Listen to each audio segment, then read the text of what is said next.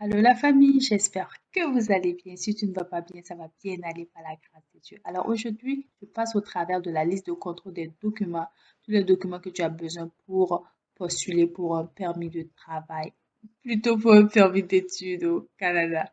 Voilà. Alors moi, c'est Jessica et je suis de double nationalité burkinabé, Burkina Faso et canadienne, Canada. Et sur cette chaîne, je te montre tout, je te partage mes connaissances, mon expérience pour que toi aussi tu puisses immigrer au Canada parce que comme toi, j'ai eu aussi à passer au travers du processus d'immigration. Alors, sans plus tarder, on y va pour la vidéo du jour. Voilà. Donc, lorsque tu veux faire ta demande de permis d'études, tu auras besoin de joindre ce formulaire-là. Ce formulaire te permet en fait, c'est un aide-mémoire pour te montrer tous les documents que tu dois soumettre et que tu n'as pas oublié. Voilà, parce que lorsque tu le soumets, tu vas cocher, voilà, que tu l'as soumis avec le document. Ici, précisément, on te dit ce que tu dois faire. Voilà, on dit rassembler vos documents dans l'ordre de la liste de contrôle et cocher R chaque élément. Donc, et c'est ce que tu vas faire.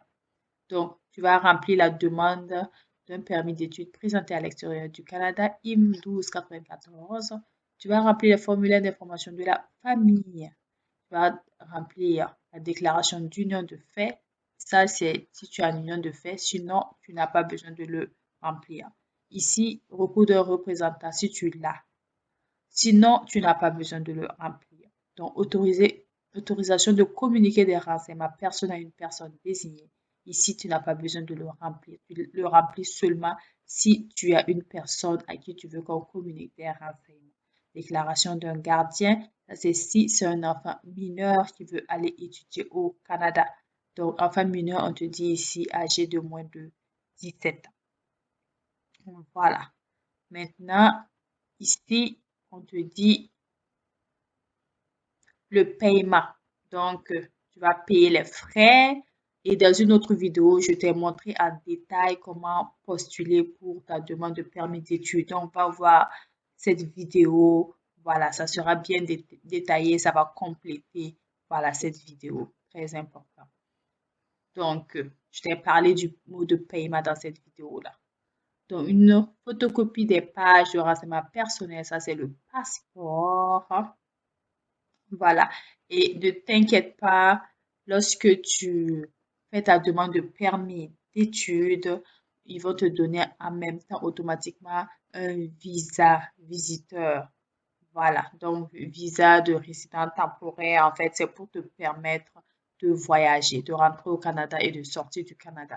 Parce que le permis d'études en lui-même, généralement, ils vont juste te le donner et au service frontalier lorsque tu arrives à l'aéroport au Canada.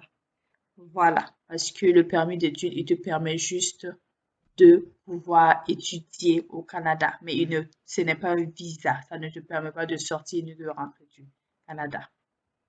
Voilà, donc au cas où, par exemple, ton visa de résident temporaire expire et que tu veux retourner dans ton pays, par exemple, pour visiter et revenir, continuer tes études, demande un visa pour pouvoir sortir.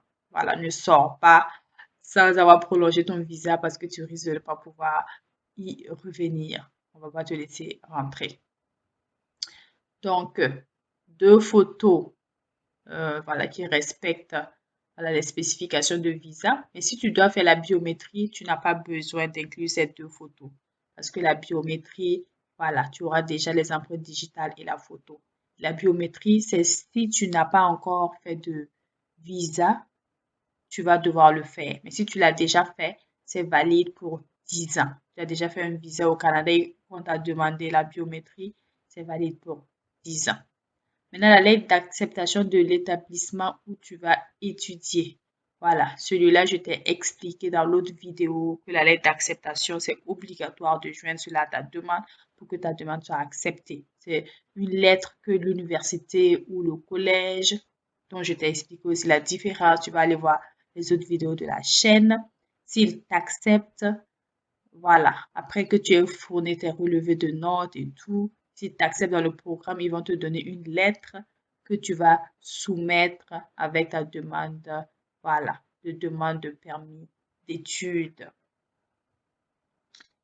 Et là, ici, ça c'est lorsque tu veux étudier au Québec, tu as forcément besoin d'avoir la CAQ, qui est un certificat d'acceptation du Québec, obligé si tu veux étudier au Québec. Sinon, ta demande ne sera pas approuvée. Si c'est une école au Québec et que tu n'as pas la CAQ, ta demande sera rejetée.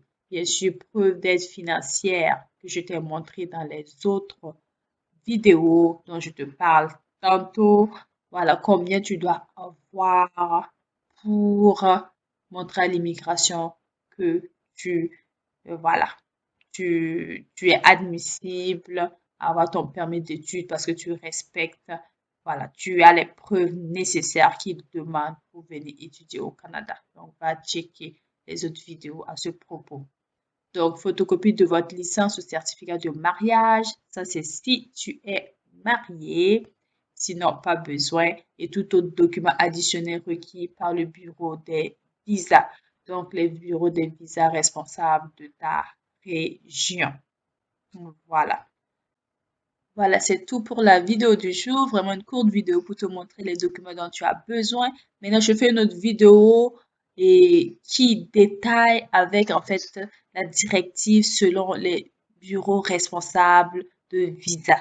Donc, tu pourras aller checker cette vidéo. C'est encore plus détaillé parce que en fonction de là où ta demande sera traitée, voilà, il y a d'autres bureaux qui demandent plus de choses que ça. Donc, ça, c'est vraiment le basique pour toutes les demandes. Voilà. Donc, on se voit à très bientôt dans une prochaine vidéo. Si tu n'es pas encore abonné, abonne-toi, like pour m'encourager. Et puis, on se dit à très bientôt. Bye bye.